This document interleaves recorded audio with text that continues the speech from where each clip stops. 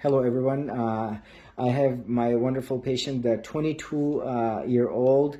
She had her first and the only set of implants from the 28th of February 22, just 4 weeks and 1 day into her augmentation, she explanted.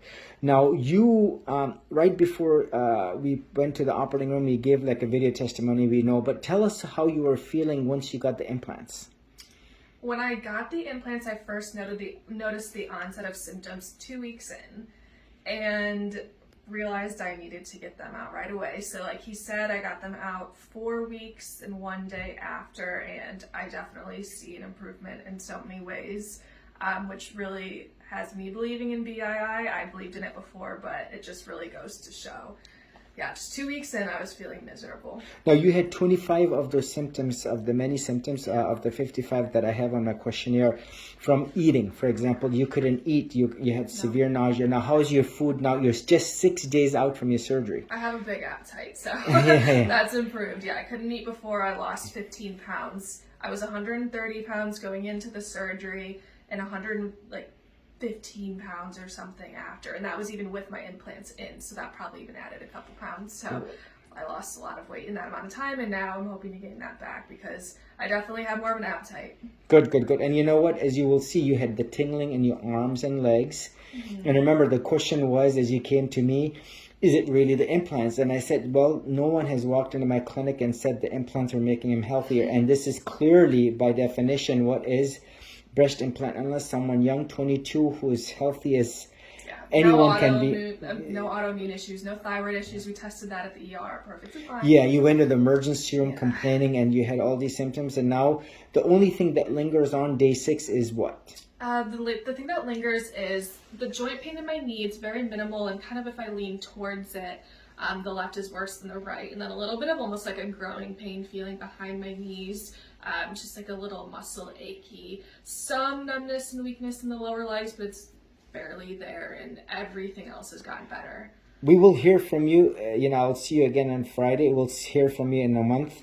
Time will be witness. Your eyes, if you look at your face before and after, that in itself speaks for itself, minus even any talk, any placebo effect. Now, what will you say to someone who says this is all in your mind? You controlled all of this. It's definitely not in your mind. I took a picture of my eyes the day before surgery and the day after, and the difference is drastic. And I think if you can even see that visual representation, it's pretty clear that the implants were doing something to me, if that's any indication, which I think there is. And it's definitely real. Plus all the nausea, plus all this tingling numbness in the arms, and again. I felt like I was dying. My throat felt like I was choking. I could finally breathe, swallow. My heart has calmed down, so many things. Right, and this is BII. As a breast explant specialist, I'll tell you, you have what is classic representation in someone who just had them for hours, So now, what would you say to someone who's interested in getting implants? Ultimately, the decision is yours, but I do want all my friends. I know if my friends ever came to me, I would make sure that they were fully educated. I would say err on the safe side and don't do it just because of the complications that can happen, and I've experienced them firsthand. And I think the natural body is a beautiful thing that you can hopefully eventually embrace, because it's just not worth the risk. It's scary. I don't want anybody else to feel what I felt. Right, and the FDA warning where they said that the plastic surgeon must discuss and have you sign and acknowledge, number 1, the implants are not meant to be in the body forever. Number 2, they are associated with lymphoma, even the smooth ones. And number 3, that the breast implant illness absolutely exists. These were the warnings that are significant, they're important, they're absolutely real, and as real as any other illness like diabetes, high blood pressure, lupus. And so these are not safe devices. They only hurt the body and they only harm the body. Now, thank you very much for sharing your journey. And again, you're a special case in the sense that you just had them for 29 days to be exact, and look at the rebound that you've had just in 6 days.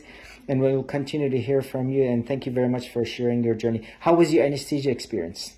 Oh, it was good. I was definitely loopy coming out of it. I don't remember what I said. I was talking to my mom. I don't remember anything, but it wore off pretty quickly once I was home. I actually ate a good meal. I was feeling great. The next day, I didn't have any effects, so I really liked it a lot, more than general anesthesia. Yeah, and this was the twilight sedation, Yeah. the very, very deep sedation. You're breathing on your own, you're calm and comfortable, and you're actually, the rebound relatively very well, and there is no paralysis involved. And so it's very effective, very safe, very I comfortable. recommend it, Yes.